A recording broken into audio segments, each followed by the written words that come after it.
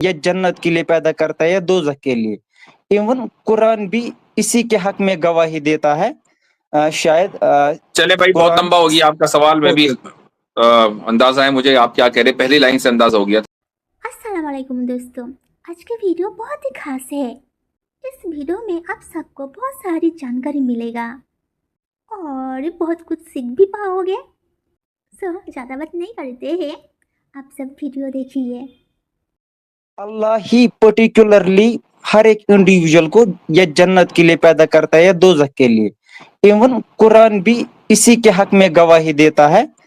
شاید چلے بھائی بہت لمبا ہو گیا آپ کا سوال. میں بھی اندازہ ہے مجھے آپ کیا کہہ رہے, پہلی لائن سے اندازہ ہو گیا تھا. میرا سوال یہ ہے کہ آپ حضرت آدم کی پشت سے 2 گروپ نکلے تھے, ٹھیک ہے؟ اوکے آپ کون سے گروپ میں تھے؟ سر, آئی ڈونٹ نو. نہیں, آئی تھنک یو نو, چونکہ سر آپ تو مجبور ہیں. سر بٹ میں یہ کلیئرلی مت نہ کہہ سکتا ہوں, کیونکہ میں بھی انشاءاللہ میں جنت میں داخل ہو جاؤں گا قیامت کی دن. نہیں, آپ تو مجبور ہیں نا. تو مجھے بتائیں کون سا والے گروپ میں رہنے پہ آپ مجبور ہیں کہ وہاں سے نکلنا چاہ رہے لیکن نکل نہیں پا رہے؟ سر یہ میں کیسے کہہ سکتا ہوں سر, ابھی تو میں زندہ ہوں نا, کیسے کہہ سکتا ہوں؟ ایگزیکٹلی یہی تو بات ہے کہ آپ کو یہ نہیں پتا, دنیا میں کسی بھی آدمی کو یہ نہیں پتا کہ وہ کون سے گروپ میں تھا. سر ایکچولی اس سے پہلے ہم نے ایک بار آپ سے ایک کویشچن پوچھا تھا, آج دوسری بار آ رہے ہیں ہم آپ کے اسٹریم میں بہت ٹائم کے بعد. اچھا اس جی, سے پہلے سر ہم نے آپ سے ایک کویشچن پوچھا تھا, اس ٹائم آپ نے سیٹسفیکٹری آنسر ہمیں نہیں دیا تھا. ایکچولی وہ تقدیر کے ریلیٹڈ ایک کویشچن تھا. تو ہم بھائی نے دیکھیں, جتنے بھی اسلامک ہولڈ جی آن. سر آپ کو سیٹسفائی کرنا میری ذمہ داری نہیں ہے میرے بھائی. سر میری ایکچولی ذمہ داری مطلب یہ ہے کہ میری نالج کے اعتبار سے میں آپ کو جواب دے دوں. آپ سیٹسفائی ہو نہ ہو وہ ایک الگ مسئلہ ہے, وہ ہماری سر ذمہ داری نہیں. جی سر ایکچولی آپ کا بٹ میں ایکچولی یہاں پر بہت سارے اسلامک اسکالرز بیٹھے ہیں, تو میں ان جنرل پوچھ رہا ہوں سر آپ سے, آپ سب سے یہ کویشچن. میں کہاں نے بیٹھے ہیں؟ ویسے اچھا یہاں اسٹیج کے اوپر. اچھا ٹھیک ہے, میں نے کہا شاید آپ کی ہاں طرف بیٹھے ہیں. ہاں نہیں جی نہیں جی ارے جی. سر ایکچولی کویشچن کیا ہے, آپ کویشچن سنیے ہمارا. جب اللہ نے حضرت آدم علیہ الصلوۃ والسلام کو پیدا کیا تھا, پھر ان کے پشت پہ اپنا ہاتھ پھیر کے نسل انسانی کو, مطلب ان کے سارے جنریشن کو باہر نکال کر ان کی طرف اشارہ کیا تھا اللہ نے کہ کیا میں تمہارا خدا نہیں ہوں. ہم سب نے ایکسیپٹ کیا تھا اس ٹائم پہ, ہاں آپ یہ ہمارے خدا ہے. پھر اللہ ہمیں کہتے ہیں پھر قیامت کے دن, مطلب آپ ایسا نہ کہو کہ مطلب آپ نے اقرار نہیں کیا تھا, ہم نے اس ٹائم پہ مطلب گواہی دی تھی, وہ ہے نا سر.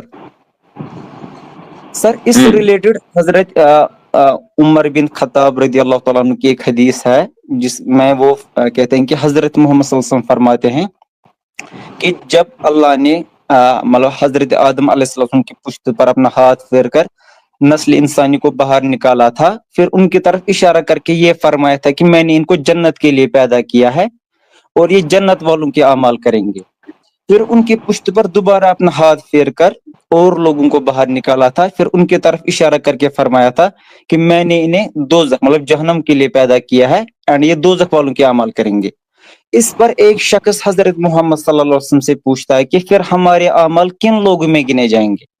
تو حضرت محمد صلی اللہ علیہ وسلم کلیئرفیکیشن میں ان کو یہ بولتے ہیں کہ جب اللہ کسی کو جنت کے لیے پیدا کرتا ہے تو اسے جنت والے اعمال پر لگا دیتا ہے, یہاں تک کہ جب اس کو موت کے ساتھ سامنا ہوتا ہے تو وہ کسی جنت والے عمل پر مرتا ہے اور اللہ اس بنا پر اس کو جنت میں داخل کرتے ہیں. سیم فرمایا دوزخ والوں کے لیے, جب اللہ کسی کو دوزخ کے لیے پیدا کرتا ہے تو اسے دوزخ والے اعمال پر لگا دیتا ہے, یہاں تک کہ جب وہ مطلب مرنے کا ٹائم آتا ہے اس کا, تو وہ کسی دوزخ والے عمل پہ مرتا ہے اور اللہ اس کو دوزخ میں ڈالتے ہیں. پھر کوئی کنفیوژن نہ ہو, لاسٹ میں کنکلوژن میں وہ یہ فرماتے ہیں کہ ہر ایک شخص کے لیے اس کام میں آسانی کر دی جاتی ہے جس کے لیے وہ پیدا کیا گیا ہو. بٹ سر جب بھی ہم نے آپ سے اس بارے میں کوئی بھی کلیریفیکیشن سنی ہے, آپ ایک ایگزامپل دیتے ہیں ہمیں کہ اللہ نے 2 راستے بنائے ہیں, دونوں پہ سیم فیسلٹیز اللہ نے پرووائڈ کر رکھی ہے, تو انسان اپنی مرضی سے راستہ چنتا ہے. بٹ سر اس حدیث کے اکارڈنگ اللہ کی ہی مرضی پہ ہم مجبور ہو جاتے ہیں کوئی بھی راستہ چننے کے لیے, کیونکہ حضرت محمد صلی اللہ علیہ وسلم اس حدیث میں فرماتے ہیں کہ اللہ ہی پرٹیکولرلی ہر ایک انڈیویجول کو یا جنت کے لیے پیدا کرتا ہے یا دوزخ کے لیے. ایون قرآن بھی اسی کے حق میں گواہی دیتا ہے. شاید چلے بھائی بہت لمبا ہو گیا آپ کا سوال, میں بھی اندازہ ہے مجھے آپ کیا کہہ رہے, پہلی لائن سے اندازہ ہو گیا تھا. میرا سوال یہ ہے کہ آپ حضرت آدم کی پشت سے دو گروپ نکلے تھے, ٹھیک ہے, آپ کون سے گروپ میں تھے؟ سر آئی ڈونٹ نو. نہیں, آئی تھنک یو نو, چونکہ آپ تو مجبور ہیں. سر بٹ میں یہ کلیئرلی مت نہ کہہ سکتا ہوں, کیونکہ میں بھی انشاءاللہ میں جنت میں داخل ہو جاؤں گا قیامت کی دن. نہیں, آپ تو مجبور ہیں نا, تو مجھے بتائیں کون سا والے گروپ میں رہنے پہ آپ مجبور ہیں کہ وہاں سے نکلنا چاہ رہے لیکن نکل نہیں پا رہے؟ سر یہ میں کیسے کہہ سکتا ہوں سر, ابھی تو میں زندہ ہوں نا, کیسے کہہ سکتا ہوں؟ ایگزیکٹلی یہی تو بات ہے کہ آپ کو یہ نہیں پتا, دنیا میں کسی بھی آدمی کو یہ نہیں پتا کہ وہ کون سے گروپ میں تھا. اب اگر وہ یہ کہے کہ نہیں میں تو مجبور ہوں بھائی, مجھے تو جہنم کے لیے پیدا کیا تو میں تو جہنم والے کام کروں گا, یا مجھے تو جنت کے لیے پیدا کیا ہے. جب آپ کو پتہ ہی نہیں ہے تو آپ صلی اللہ علیہ وسلم نے جو آخر میں فرمایا حدیث میں, کل میسر لما خلق لہ, کہ تمہیں جس چیز کے کام کرنے کی سہولت دی گئی ہے تم وہ کام کیے جاؤ. تمہیں اس سے کیا غرض کہ اللہ تعالیٰ کا علم کیا ہے؟ اللہ نے اپنے علم کے مطابق حضرت آدم کی نسل کو دو گروپ میں تقسیم کر دیا. اس کو پہلے سے پتا ہے کہ کون سے گروپ کے لوگ جو ہیں جنت میں جائیں گے اور کون سے گروپ کے لوگ جہنم میں جائیں گے. آپ کو نہیں پتا. تو جب آپ کو پتا نہیں ہے, اگر آپ کو یہ پتا ہوتا کہ نہیں جی میں تو گروپ اے میں تھا اور مجھے جانا گروپ بی میں ہے اور میں تو مجبور ہوں, تو میں آپ کے اعتراض کو تسلیم کر لیتا. دنیا میں کسی کو بھی اس کا علم نہیں دیا گیا سوائے اللہ کے. اللہ کے پاس ہی اس کا علم ہے, اس نے یہ علم کسی کے ساتھ شیئر نہیں کیا. تو خدا نے اپنے علم کے مطابق یہ گروپنگ کی ہے. اس کا تعلق اس سے نہیں ہے کہ اس نے ہمارے اس اختیار کو سلب کر لیا. یہ اس وقت ہوتا جب ہمیں پتا ہوتا کہ ہم کون سے گروپ میں ہیں. مثلا آپ کشمیر سے ہیں اور میں کشمیر کے باہر سے ہوں. میں کشمیر میں امیجن کریں کہ ابھی وہی لا باقی ہے کہ جس میں غیر کشمیری آپ کے یہاں لینڈ نہیں خرید سکتے تھے, ٹھیک ہے, ہم امیجن کریں تو دو گروپ ہو گئے نا, کشمیری نان کشمیری. نان کشمیری کشمیر میں آ کے گروپ میں لینڈ نہیں خرید سکتے, تو بھائی نان کشمیری کو چوائس نہیں ہے. ہمیں پتا ہے کہ ہم نان کشمیری, ہمیں چوائس نہیں ہے, ٹھیک. یہ چوائس ہونا نہ ہونا اس وقت ہوتا ہے جب آپ کو اپنے گروپ کا پتا ہو. جب آپ کو پتا ہی نہیں ہے تو آپ یہ کہہ ہی نہیں سکتے کہ مجھے چوائس ہے یا نہیں. سر بٹ حضرت محمد صلی اللہ علیہ وسلم تو ہمیں, وہ تو سچے ہیں, انہوں نے تو ہمیں کلیئرلی یہ چیز ہمیں بتا کے رکھی ہے نا کہ ہاں دو گروپ پہلے سے طے کیے گئے ہیں اینڈ ہر ایک انڈیویجول کو ایک پرٹیکولر گروپ میں رکھا گیا ہے. تو وہ چاہ کر بھی تو رکھا گیا ہے کا مطلب یہ ہے کہ خدا کے علم میں پہلے سے ہے کہ کون کس گروپ میں ہے, پہلے سے ہے, آپ کے علم میں نہیں ہے. تو آپ اپنا کام کرو نا, خدا کے کام میں کیوں دخل اندازی دے رہے ہو؟ سر ہم کیسے کر سکتے ہیں سر؟ فار ایگزامپل میں ایک نیک تو اس کا مطلب یہ ہے, اگر اس کا مطلب یہ ہے کہ آپ کو پتا ہے کہ کون سے گروپ میں, جس طرح مجھے پتا ہے کہ میں نان کشمیری گروپ میں ہوں, کشمیر میں لینڈ نہیں لے سکتا. سر کمپلیکیٹ کرنے کی ضرورت نہیں, بہت سمپل ہے میرے بھائی. اللہ کو پتا ہے نا, اللہ کے پتا ہونے سے ہمیں تو پتا نہیں ہے. آپ کو پتا ہوتا مجبور ہیں گے نا, آپ تو مجبور تو ہے ہی نہیں. آپ جس طرح اس سے زیادہ سمپل جواب نہیں ہو سکتا اس کا.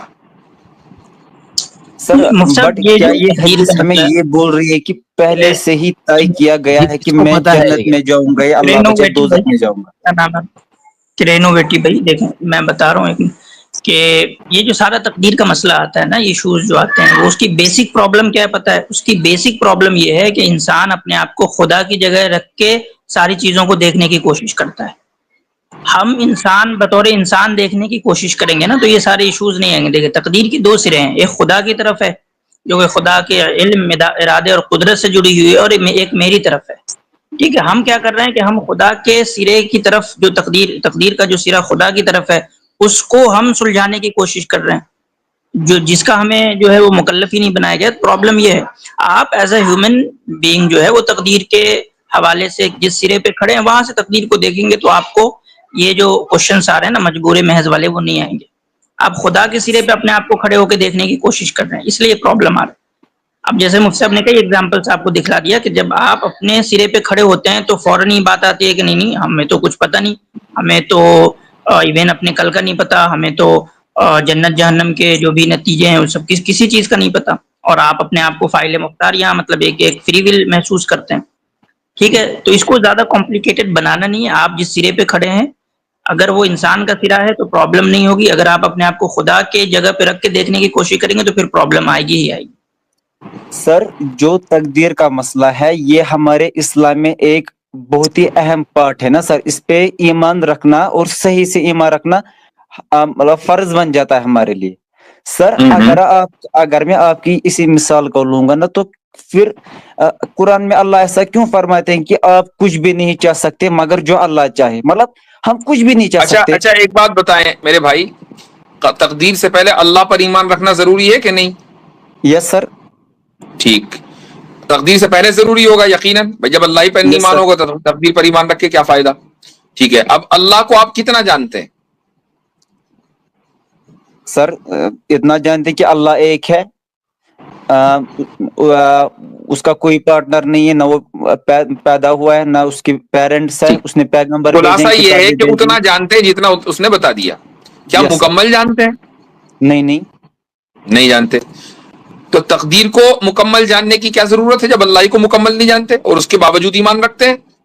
سر بٹ جتنا اللہ نے ہمیں کہا ہے اتنا تو ہمارا مطلب حق بنتا ہے نا سر, ایگزیکٹلی, اس بارے میں تقدیر کے کوشچن تعلق پوچھنا. سے بھی جتنا اللہ نے مناسب سمجھا اتنا اس نے ہمیں بتا دیا کہ تقدیر کا تعلق خدا کے علم سے ہے, اور خدا کے علم میں ہر آنے والی چیز اور ہر گزری ہوئی چیز اور ہر چلنے والی چیز جو اس وقت ہو رہی ہے وہ اس کے علم میں بالکل یکساں طریقے سے ہے, اس میں کوئی فرق نہیں ہے. تو لیکن اس کے علم میں کسی چیز کے ہونے سے ہم مجبور نہیں ہو جاتے, یہ اس نے بتا دیا. اس نے ہمیں اختیار کا بھی بتا دیا اور یہ بھی بتا دیا کہ تم مجبور نہیں ہو, یہ بھی بتا دیا کہ میرے علم میں ہر چیز ہے. تو جتنا اس نے بتا دیا اس کو کیوں نہیں مانتے جب سر اللہ کو مکمل جانے بغیر مان رہے ہیں؟ سر اس کے پیچھے ریزن ہے نا سر, حدیث کا ہاں, ایک پارٹ. وہ ریزن سر وہ بتائیے. سر میں بتا رہا ہوں سر آپ کو. سر میں ایسی یہ کوشچن نہیں پوچھ رہا ہوں کیونکہ اس کا بہت بڑا انفلوئنس ہماری لائف پہ ہے نا سر, اسی لیے پوچھ رہا ہوں سر. کیونکہ اس حدیث میں ایک پارٹ ہے کہ فار ایگزامپل اگر اب کوئی نہیں, چور ایک چوری منٹ, کرنے جا رہا ہے. حدیث کو ابھی آپ رکھیں ایک طرف. میں نے سوال آپ سے یہ کیا کہ جتنا خدا نے تقدیر کے تعلق سے آپ کو اور مجھے بتایا ہے کیا وہ ناکافی ہے؟ نہیں سر, کافی ہے. وہ. اس نے یہ بتا دیا ہے کہ تقدیر کا تعلق علم سے ہے, اور اس کے علم کے باوجود, مکمل علم ہونے کے باوجود تمہیں اختیار ہے, یہ اس نے بتا دیا. ٹھیک, اوکے. جس طریقے سے اللہ کی ذات کو مکمل جانے بغیر, مثلا آپ کو یہاں اشکال ہو رہا ہے کہ یار جب چیزیں اس کو پہلے سے پتا ہے تو اختیار کیسے ہو سکتا ہے, آپ کو یہ تھوڑا سمجھ میں نہیں آ رہا ہے. تو مجھے ایک بات بتائیں کہ سر ریزن یہ نہیں ہے سر, سوری اچھا میں کیا انٹرپٹ ریزن کر رہا ہوں آپ کو. ریزن یہ نہیں ہے, اللہ کلیئرلی ہمیں بتا رہا ہے کہ میں نے اس پرٹیکولر گروپ کو جنت کے لیے پیدا کیا اور یہ جنت والوں کا اعمال ہی کریں گے. کس پرٹیکولر گروپ کو؟